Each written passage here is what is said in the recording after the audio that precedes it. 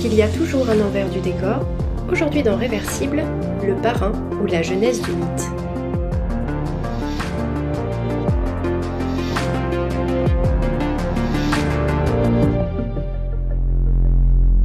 Le parrain est sans doute un des films qui a suscité le plus d'émotions, de réactions et de troubles.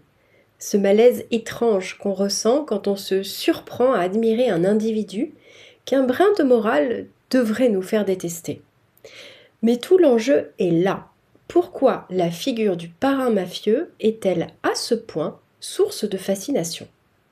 Comment le film parvient à faire de Vito Corleone un patriarche omnipotent et respectable, puis de son fils Michael, son successeur, un modèle d'abnégation et de sacrifice.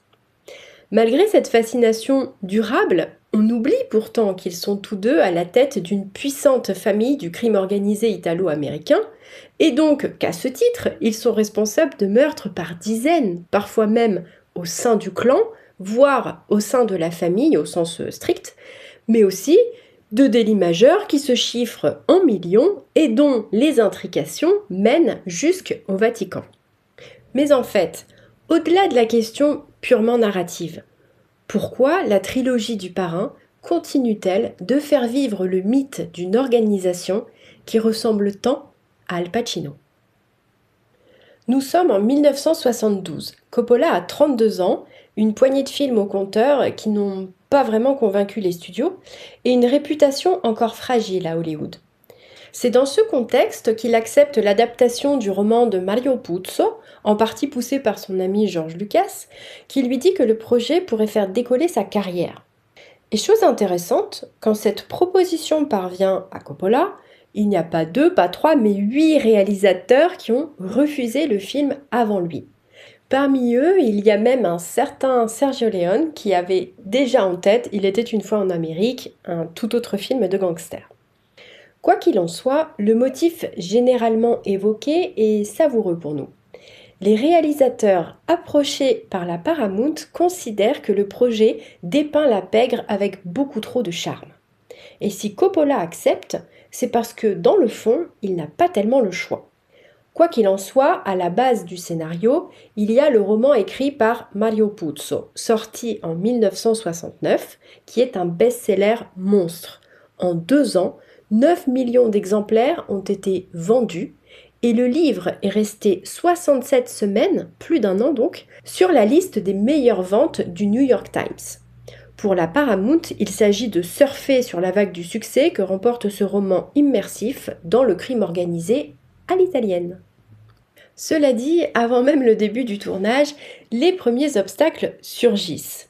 La Ligue de défense des droits civiques des Italo-Américains lance une campagne pour boycotter le film, accusant la production de dénigrer toute la communauté italo-américaine en l'assimilant à des mafieux.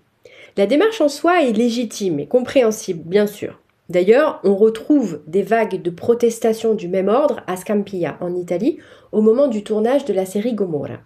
Cependant, dans le cas qui nous occupe, se niche un petit détail qui en dit long. Le président de cette organisation italo-américaine n'est autre que Joe Colombo, le boss de la famille Colombo, l'une des 5 familles du crime organisé à New York. Sous couvert de défense de la communauté italienne, la mafia voulait empêcher un film sur la mafia, tout bonnement. Ce qu'on sait, c'est qu'une fois l'accord trouvé entre les 2 parties, les hommes de Colombo ont gentiment débarqué sur le plateau. Ce qui revient à dire que la mafia ne boycottait plus le film, mais elle en contrôlait quand même l'élaboration. Parmi ces hommes, il y a un certain Lenny Montana.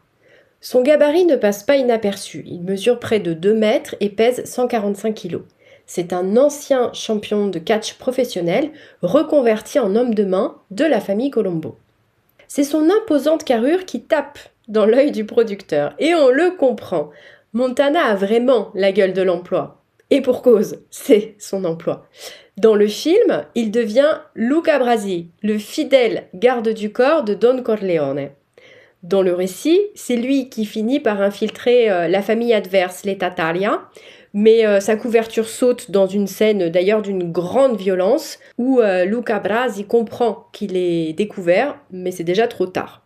En tout cas, sa présence au casting est déjà un point d'accroche qui indique que la fiction et le réel commencent à se confondre.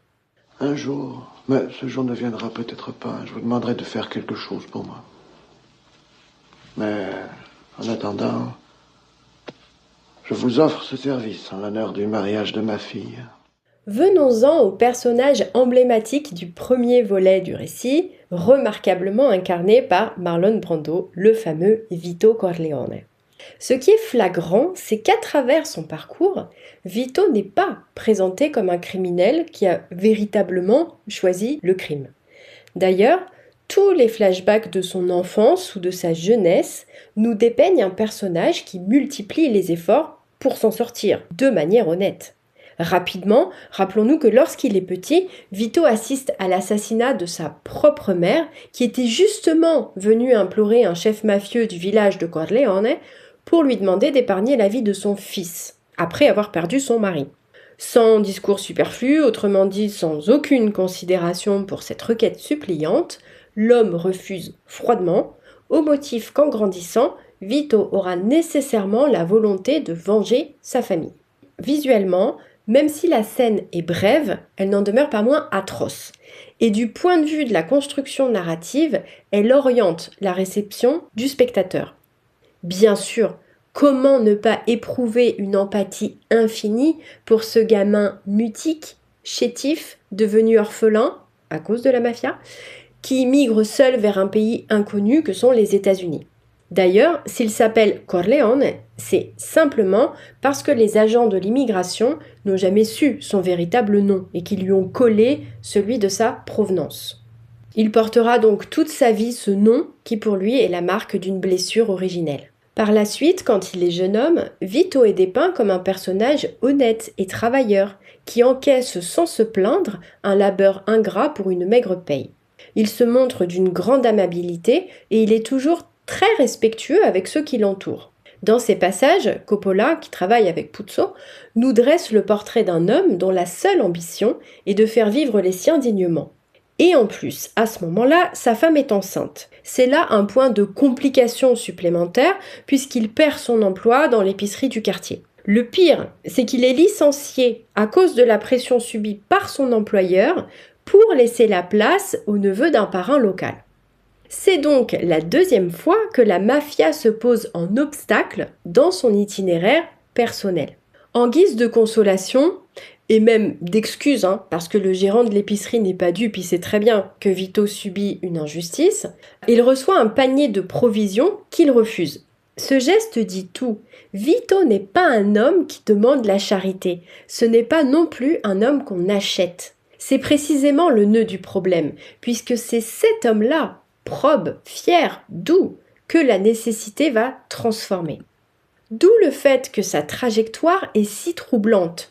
La mafia ne recrute pas un criminel, elle ne recrute pas non plus un aspirant. Elle fabrique un parrain à partir de quelqu'un qui, dans d'autres circonstances, n'aurait jamais fait de mal à personne.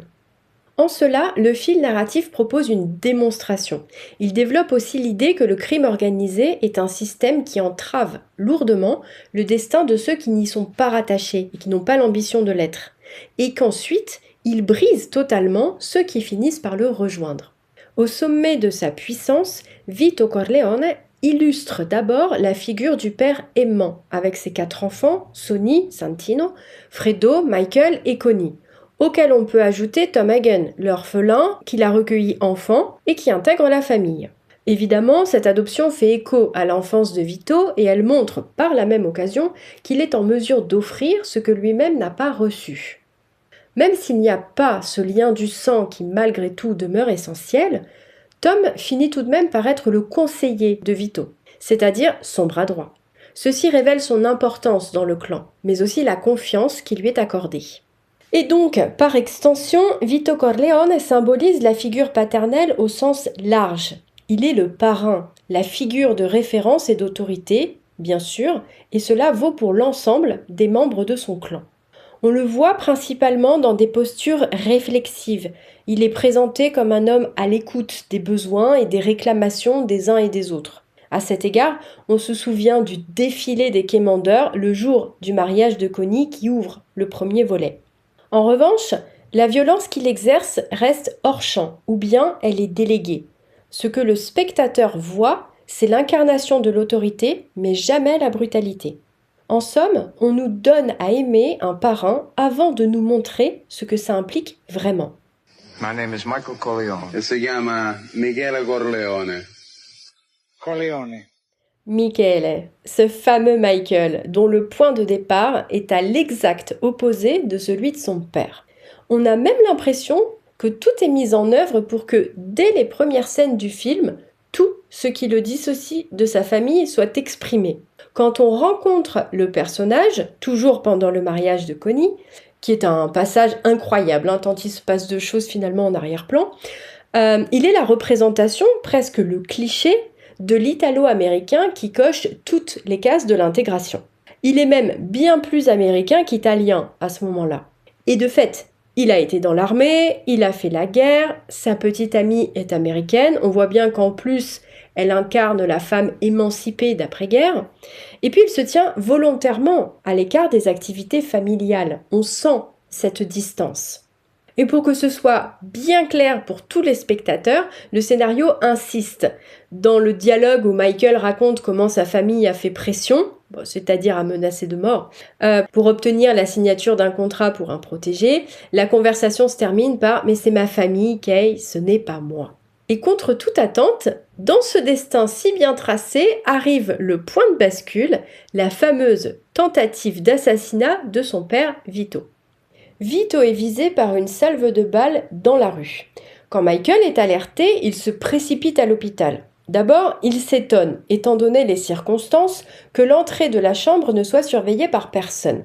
Il réagit dans la seconde. En même temps qu'il contacte son frère, il met au point un stratagème pour déjouer ce qui immanquablement devait arriver, la deuxième tentative d'assassinat. Cette scène crée une tension énorme et c'est performatif parce que le spectateur la ressent tout autant que Michael. Mais ce qui est intéressant pour entrevoir la suite et l'évolution annoncée du personnage, c'est que dans cette improvisation, vraiment de dernière minute avec les moyens du bord, Michael parvient à sauver son père dans une situation qui avait échappé à tout le monde et qu'il le fait malgré tout avec un sang-froid remarquable. Et pour que cette subtilité ne passe pas inaperçue, Coppola a une excellente idée. Lorsque la voiture des ennemis ralentit, hésite puis s'éloigne, il fait un gros plan sur Michael et Enzo. Enzo, c'est le pâtissier qui n'avait rien demandé et qui était juste là pour livrer des gâteaux, mais que Michael a sollicité pour simuler la présence de la famille à l'entrée de l'hôpital. Et donc, ce fameux gros plan montre le moment où, une fois le danger écarté, les deux hommes allument une cigarette. On voit très bien que les mains d'Enzo sont secouées de tremblements, tandis que, de manière flagrante, celles de Michael ne bougent pas d'un iota. Il semble avoir une totale maîtrise de ses émotions et particulièrement de celles qui peuvent trahir ses faiblesses. C'est la première fois que Michael agit comme un Corleone. C'est un geste de fils, mais pas encore de mafieux. Et le film montre bien que Vito lui-même accepte de mauvaise grâce que Michael passe de l'autre côté de la barrière. Il avait nourri d'autres espoirs pour son fils et il le lui dit clairement. Mais j'ai jamais voulu ça pour toi. J'ai travaillé toute ma vie et j'en suis fier à prendre soin de ma famille. Et j'ai refusé d'être un pantin, de danser au bout d'un fil tiré par des gros bonnets. J'en suis pas honteux, c'est ma vie, mais je voulais que, quand ton heure viendrait, que ce soit toi qui tire les ficelles. Cela dit, c'est inéluctable et ça se sent, le mécanisme est enclenché. Dès ce passage, ce premier franchissement, on comprend que Michael ne bascule pas par ambition ou par goût du pouvoir, il bascule par loyauté, par amour filial et par sens du sacrifice. Face à la difficulté pour son clan de trouver une solution viable, Michael propose lui-même de tuer les opposants, à savoir Sollozzo et le chef de la police McCluskey. Au début, la famille hésite, consciente du risque encouru. Mais Michael insiste, conscient de la nécessité de cette action. Dans cette perspective, Et c'est là encore tout le piège narratif. Michael ne choisit pas de devenir un meurtrier. Et d'ailleurs, dans la scène, quand il va aux toilettes pour récupérer l'arme cachée derrière le réservoir d'eau, on sent et on voit très bien cette fois-ci la tension et l'angoisse que ce passage à l'acte, dans ce qui signifie, provoque chez lui. Donc cette transition n'est pas vraiment un choix. Elle est véritablement présentée comme une absolue nécessité et qui lui coûte beaucoup, mais qui, in fine, se présente aussi comme la seule option pour éliminer le danger qui plane sur son père et à plus long terme sur la famille. On arrive à cette fameuse scène du restaurant, l'une des plus grandes scènes de l'histoire du cinéma, précisément parce qu'elle montre ce basculement en temps réel. Chaque choix filmique compte ici. On voit Michael assis en face des deux hommes, on perçoit comme eux le bruit du métro aérien qui monte, qui envahit tout, qui brouille même la communication. Et ce n'est pas anodin du tout, je précise que Coppola a choisi de tourner dans ce restaurant justement à cause de ce bruit. Mais bien sûr, le plus parlant dans cette scène, c'est le visage. Ce sont les expressions d'Al Pacino qui délivrent là une performance incroyable. Comme dans d'autres scènes qui viendront plus tard, la force de son jeu tient pour beaucoup aux expressions qu'il communique avec peu ou pas de dialogue. D'où l'expression « il faudrait un Oscar pour le regard d'Al Pacino ». Après le meurtre, la seule issue possible est l'éloignement, à durée indéterminée. Cela dit, la Sicile n'est pas une simple parenthèse dans la vie de Michael, c'est sa métamorphose. Loin du fracas de New York, il reste environ 2 ans sur cette terre dont est originaire son père. C'est presque un retour aux sources, et c'est peut-être même plus fort que ça, dans la mesure où il noue véritablement avec son italianité. Il noue une histoire avec la Sicile que les hommes de sa génération, dont ses frères par exemple, n'ont pas. Progressivement, il s'adapte à cet environnement, il apprend la langue, et il fait la rencontre d'une jeune femme qu'il épouse. Mais la violence mafieuse le rattrape jusque là-bas, de manière extrêmement brutale, et c'est un homme radicalement différent qui finit par rentrer. Donc finalement, la Sicile était presque un voyage initiatique. Il est plus froid, plus maîtrisé, plus dangereux que Vito ne l'a jamais été. C'est là la vraie noirceur du film. Michael devient pire que Vito, non pas malgré ses qualités, mais à cause d'elle. Son intelligence, sa capacité à anticiper, sa loyauté absolue et ce drame qui est venu l'atteindre précisément en Sicile, dans ce cocon lointain, sont les éléments qui transforment un admirable jeune homme en un monstre admirablement efficace. Même si elles étaient floues et discutables, Vito avait des limites morales. Par exemple, il a refusé d'entrer dans le trafic de drogue. Michael n'a plus ces limites. Il a commandité l'assassinat des chefs de toutes les familles rivales, et celui de son propre beau-frère Carlo qui, en plus d'être une brute épaisse, est responsable de la mort de Sonny. De son côté, Kay, que Michael retrouve à son retour de Sicile, assiste impuissante à cet enchaînement d'événements. Elle tente pourtant de ramener Michael à la version de lui qu'elle a connue, mais cette version, on le voit, n'existe plus. La dernière scène du film est à ce titre implacable. Kay observe Michael dans le bureau, entouré de ses hommes qui lui baisent la main et l'appellent Don Corleone. La porte se referme, la chrysalide est terminée.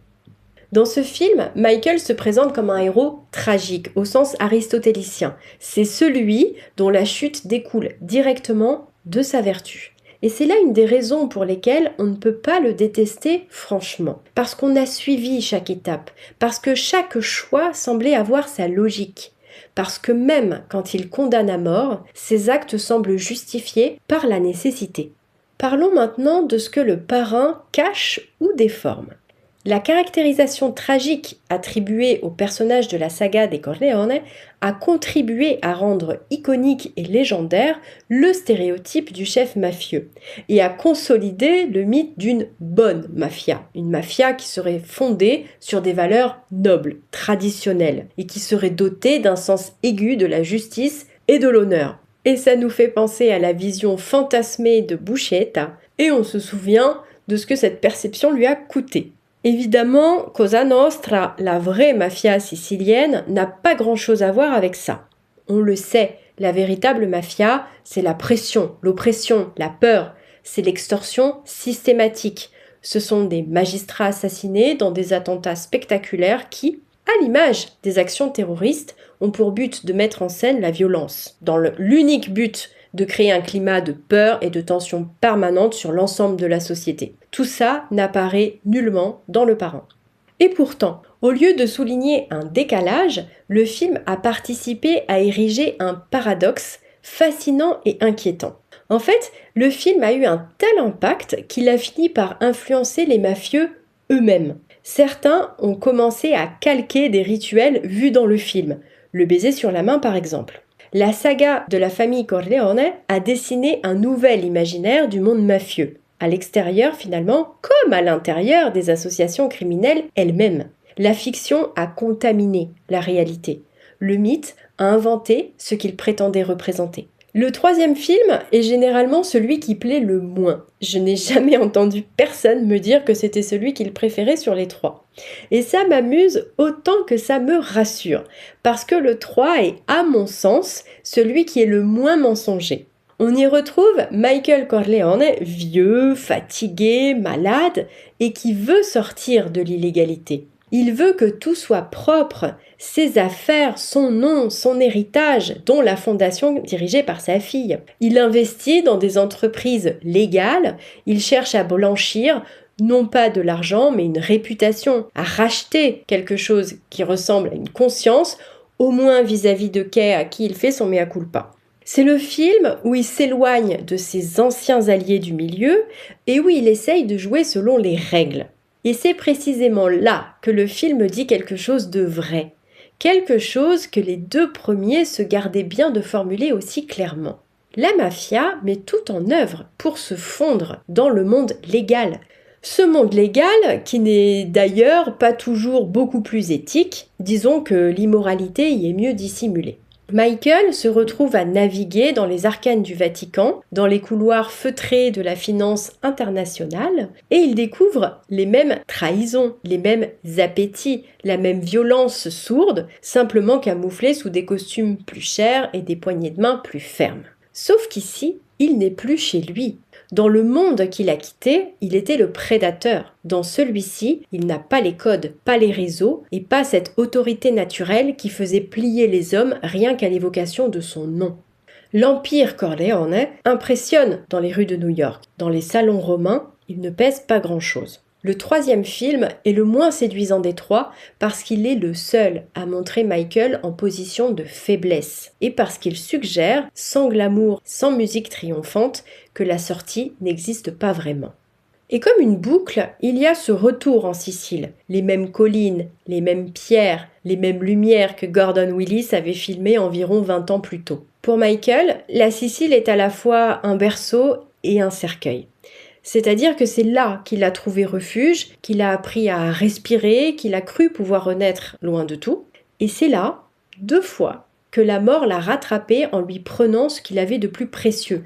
La première fois, c'était Apollonia. Cette fois, c'est sa fille Marie, qui meurt, elle aussi, sous ses yeux. Ces 2 femmes, pourtant, ne faisaient pas partie de l'organisation criminelle.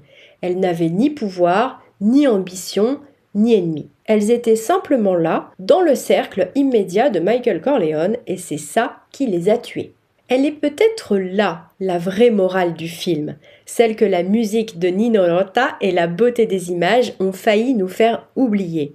Autour d'un homme comme Michael, personne n'est à l'abri, pas même ceux qu'il aime, surtout pas ceux qu'il aime.